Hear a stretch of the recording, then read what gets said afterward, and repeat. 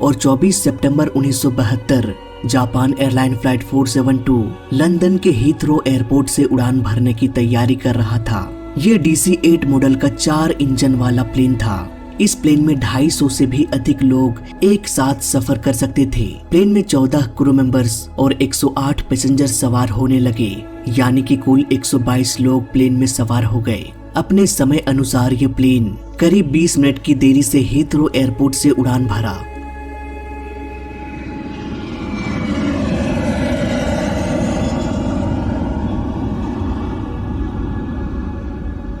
Japan airline flight 472 की ये उड़ान काफी लंबी होने वाली थी। लंदन से इटली, लेबनान, तेहरान और फिर तेहरान से बॉम्बे, इसके बाद बैंकॉक, हांगकांग और फिर जाके हैनेडा इंटरनेशनल एयरपोर्ट टोक्यो जापान जाना था। शुरुआत में सब कुछ सही चलता रहा। ये प्लेन इटली से लेबनान फिर तेहरान तक आराम से आ गया। हालांकि यहाँ तक आते आते ये फ्लाइट और भी डिले हो गई।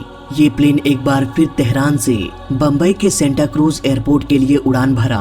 बम्बई तक आते आते इस प्लेन को करीब 1.5 घंटे की देरी हो चुकी थी। पायलट ने यह डिसाइड किया कि हम ILS के थ्रू लैंडिंग करेंगे। ATC ने पूछा कि क्या आपको रनवे दिखाई दे रही है? पायलट ने जवाब दिया, हाँ, हम रनवे को देख सकते हैं। मौसम बिल्कुल साफ था, इसलिए ATC ने कहा कि आप VOR अप्रोच कर लीजिए। इस तरह के लैंडिंग में पायलट को आगे सब कुछ साफ साफ दिखाई देना चाहिए, मौसम भी बिल्कुल साफ होना चाहिए। VOR अप्रोच में पायलट प्लेन को रनवे से खुद अलाइन करते हैं, नीचे आने की रफ्तार को मेंटेन करते हुए ग्लाइड स्लोप को फॉलो करते हैं। पायलट्स को भली भांति ये पता होता है कि इस तरह के लैंडिंग में इंजन का power, speed, vertical speed, spoilers, इन सबको किस सेटिंग पर रखना है। इसके बाद प्लेन बिना किसी प्रॉब्लम के लैंड कर जाएगा। लेकिन ILS यानी कि इंस्ट्रूमेंट लैंडिंग सिस्टम इससे 10 गुना एडवांस है। ये ऑटोमेटिकली प्लेन को रनवे से अलाइन कर देगा, ऑटोमेटिकली प्लेन को नीचे ले आएगा। पायलट्स को बस नजर ये रखना होता है कि सब कुछ सही से चल रहा है या नहीं। बात करें जापान एयर की, तो ये प्लेन लैंडिंग करने के दौरान ATC से बातें भी कर रहे थे। ATC ने पायलट से कहा कि आप VOR अप्रोच करके लैंडिंग कर सकते हैं, लेकिन तब तक ये प्लेन एयरपोर्ट के काफी नजदीक आ गया। इसलिए पायलट ने ATC से कहा कि हम गो अराउंड कर रहे हैं और दोबारा से एयरपोर्ट का चक्कर लगाकर रनवे 09 पर VFR अप्रोच करेंगे। अब बम्बई के आसमान में ये प्लेन एक चक्कर लगाने के लिए निकल पड़ा। ATC अब इस इंतजार में थे कि अब आएगा जापान एयर, पर अफसोस वो प्लेन दोबारा लौट कर नहीं आया, ना ILS लैंडिंग के लिए और ना ही VFR अप्रोच के लिए। आखिर प्लेन गया तो गया कहाँ? कुछ देर में एयरपोर्ट से करीब 3.5 किलोमीटर दूर एक दूसरे एयरपोर्ट से कॉल आया। उन्होंने कहा कि हमारे एयरपोर्ट में गलती से कोई विशालकाय प्लेन लैंड कर चुका है, हालत काफी गंभीर है। प्लेन रनवे से बाहर सड़क पर जा चुका है, बहुत से लोग घायल हो चुके हैं। हादसा एयरपोर्ट के बेहद पास में होने की वजह से कुछ ही मिनटों में रेस्क्यू टीम घटनास्थल पर पहुंच गए। आग तो लगी थी, लेकिन तुरंत ही आग पर काबू पा लिया गया। 122 में से 111 लोग सुरक्षित तो बच गए, लेकिन 11 लोग जिंदगी और मौत से लड़ रहे थे। सभी घायलों को हॉस्पिटल भेज दिया गया। अक्सर ऐसे हादसों में दर्जनों लोग मारे जाते हैं। गवर्नमेंट या एयरलाइन कंपनी ये दावा तो करते हैं कि मरे हुए यात्रियों को कुछ पैसे दे दिया जाएगा ताकि उन यात्रियों के फैमिली मेंबर्स की फाइनेंशियली मदद हो सके, पर क्या वाकई में ये मुट्ठी भर पैसे किसी पीड़ित परिवार की मदद कर पाता है? वेल, बिल्कुल भी नहीं। सच तो ये है दोस्तों कि मौत किसी भी रूप में दस्तक दे सकती है। भूकंप, बाढ़, रोड एक्सीडेंट। अगर मौत के बाद भी कोई आपके परिवार को फाइनेंशियली सिक्योर कर सकता है तो वो है टर्म इंश्योरेंस। आप ऑप्ट करें टर्म इंश्योरेंस के साथ, जो आपकी फैमिली को फाइनेंशियली सिक्योर रखेगा। टर्म इंश्योरेंस एक प्योर फॉर्म ऑफ इंश्योरेंस है। आपको कुछ हो गया तो ये आपके फैमिली को प्रोटेक्ट करेगा। आप 600 से 700 पर मंथ का टर्म इंश्योरेंस ले सकते हैं। आपको 2 करोड़ का कवर मिलेगा। लिंक डिस्क्रिप्शन पिन कमेंट में है। डिटेल्स फिल करें और बेस्ट प्लान चेक करें फ्रॉम 51+ इंश्योरेंस पार्टनर्स। साथ में 24/7 क्लेम असिस्टेंस मिलेगा फ्रॉम डेडिकेटेड रिलेशनशिप मैनेजर। और बेस्ट पार्ट ये है कि आप ऑनलाइन परचेज कर सकते हैं विद अप टू 10% डिस्काउंट। इस केस के रिसर्च के दौरान मैं ये सोचकर इस बात से हैरान था कि आखिर इतनी बड़ी गलती कैसे हो गई, और अगर गलती हो भी गई, अगर वो गलत एयरपोर्ट पर भी चले गए तो कैसे एक प्लेन रनवे के बाहर जाकर क्रैश हो गया, वो क्यों उस गलत एयरपोर्ट पर लैंड नहीं कर पाया। दोस्तों, इस हादसे में एक के बाद एक कई सारी गलतियां हुई। इसे समझने के लिए हमें एयरपोर्ट के लैंडिंग प्रोसेस को बारीकी से समझना पड़ेगा। ये है छत्रपति शिवाजी महाराज इंटरनेशनल एयरपोर्ट, जिसमें 2 रनवे है। ये दोनों रनवे एक दूसरे को काटते हुए निकल जाती है और इस तरह से एक क्रॉस का निशान बनता है। अगर लैंडिंग करते समय पायलट को मीलों दूर से कुछ दिखाई देता है तो वो है एयरपोर्ट का रनवे। जापान एयर रनवे 09 पर लैंड करने वाले थे, लेकिन एटीसी ने कहा VFR अप्रोच करने के लिए, इसलिए पायलट गो अराउंड के लिए निकल पड़े। और यहीं पर हुई पहली गड़बड़ी। जब ये प्लेन एयरपोर्ट का चक्कर लगाकर एयरपोर्ट की तरफ आ रहा था, तब उस समय सुबह के लगभग 7 बज रहा होगा। सूरज की किरणें सीधे पायलट की आंखों में पड़ रही थी, जिससे कई बार उनकी आंखें भी चौंधिया गई और एयरपोर्ट से नजर हट गया। हालांकि दोबारा से उन्हें दूर एयरपोर्ट का रनवे दिखाई दिया, 2 रनवे एक दूसरे को क्रॉस करते हुए, पर अफसोस वो गलत एयरपोर्ट था। उस समय का सेंटा क्रूज एयरपोर्ट, यानी कि आज के दौर के छत्रपति शिवाजी महाराज एयरपोर्ट से करीब 3.7 किलोमीटर दूर जुहू एयरपोर्ट है, जो दिखने में बिल्कुल छत्रपति शिवाजी महाराज इंटरनेशनल एयरपोर्ट के जैसा ही है,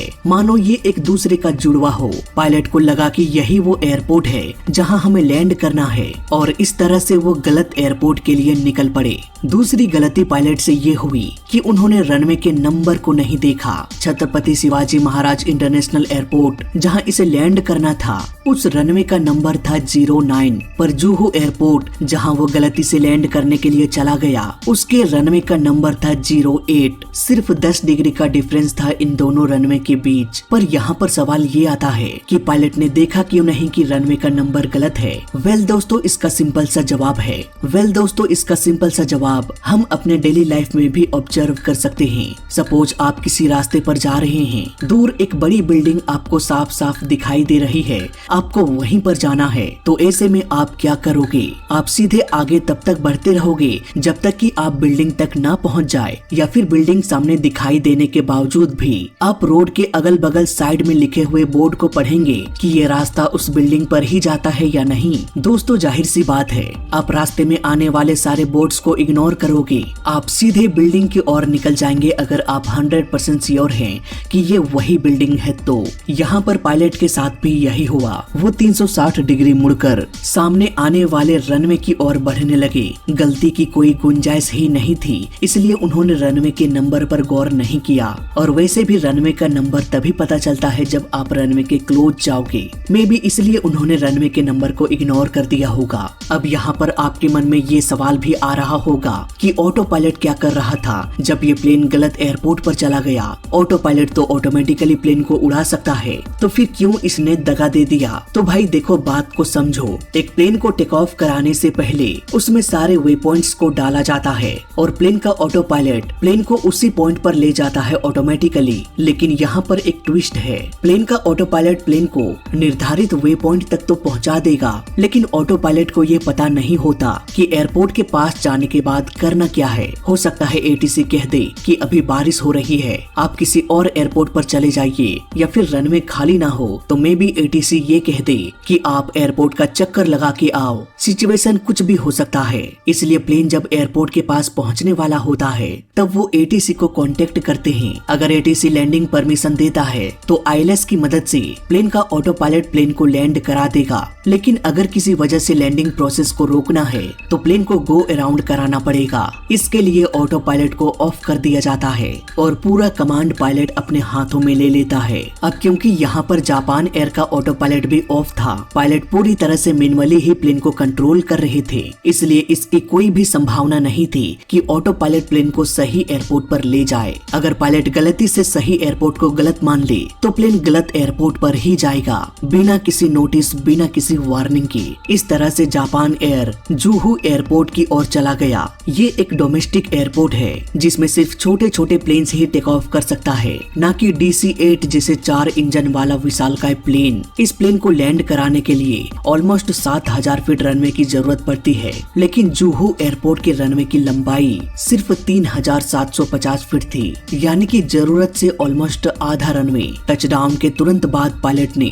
रिवर्स थ्रस्ट को ऑन कर दिया। यही वो वक्त था जब पायलट को अपनी गलती का पता चला। तुरंत ही उन्होंने स्पॉयलर्स को डिप्लॉय किया और ब्रेक को मैक्सिमम कर दिया, लेकिन रनवे बेहद छोटा होने की वजह से ये प्लेन रुक नहीं पाया और रनवे के बाउंड्री को तोड़ते हुए ये बाहर चला गया। प्लेन का दोनों इंजन टूटकर अलग हो गया और फिर इसमें आग लग गई। हालांकि तुरंत इस आग पर काबू पा लिया गया। इन्वेस्टिगेटर्स ने हादसे का कारण पायलट एरर बताया। दोनों पायलट जापानीज थे, इसलिए ये पायलट सिर्फ इंटरनेशनल एयरपोर्ट में ही टेक ऑफ और लैंडिंग करते थे। मे बी इसलिए उन्हें डोमेस्टिक एयरपोर्ट के बारे में जानकारी नहीं थी। उन्हें जुहू एयरपोर्ट के बारे में पता नहीं होगा कि वो दिखने में एकदम छत्रपति शिवाजी महाराज इंटरनेशनल एयरपोर्ट के जैसा ही है और इसलिए पायलट से इतनी बड़ी गलती हो गई। इसके अलावा जब प्लेन 360 डिग्री में मुड़ा तब सुबह के करीब 7 बज रहा होगा। उस वक्त सूरज की किरणें ठीक पायलट के फेस में पड़ रहा था, जिसकी वजह से उनकी आंखें चौंधिया गई और छत्रपति शिवाजी महाराज इंटरनेशनल एयरपोर्ट उनकी आंखों से ओझल हो गया। और दोबारा जब उन्होंने रनवे पर गौर किया तब उन्हें जुहू एयरपोर्ट दिखाई दिया और इस तरह से उन्होंने जुहू एयरपोर्ट को अपना डेस्टिनेशन समझ लिया। भारत में जापान एयर का ये दूसरा हादसा था। इस हादसे के सिर्फ 2 महीने पहले दिल्ली में जापान एयर क्रैश हो चुका था, जिसमें सिर्फ 3 लोगों की जान बच पाई, बाकी सभी लोग मारे गए। इसकी एक अलग ही कहानी है, इसके बारे में हम अगले वीडियो में चर्चा करेंगे। फिलहाल वीडियो के अंत में मैं आपसे यही कहना चाहूंगा कि हादसे पास्ट में भी होता था और हादसे आने वाले कल में भी होता रहेगा। इसलिए प्लान करें अपने फैमिली के लिए, ताकि कल अगर आप ना रहे तो आपकी फैमिली सिक्योर रहे। लिंक डिस्क्रिप्शन और पिन कमेंट में है। फिलहाल इस वीडियो में अभी तक के लिए बस इतना ही। वीडियो अच्छा लगा तो लाइक कर देना, बुरा लगा तो डिसलाइक कर देना और दोनों ही केस में चैनल को सब्सक्राइब कर देना, क्योंकि इस चैनल में सीखने के लिए बहुत कुछ है। तो मैं मिलता हूँ आपसे अगले वीडियो में, तब तक के लिए देखते रहिए और सीखते रहिए। जय हिंद, वंदे मातरम।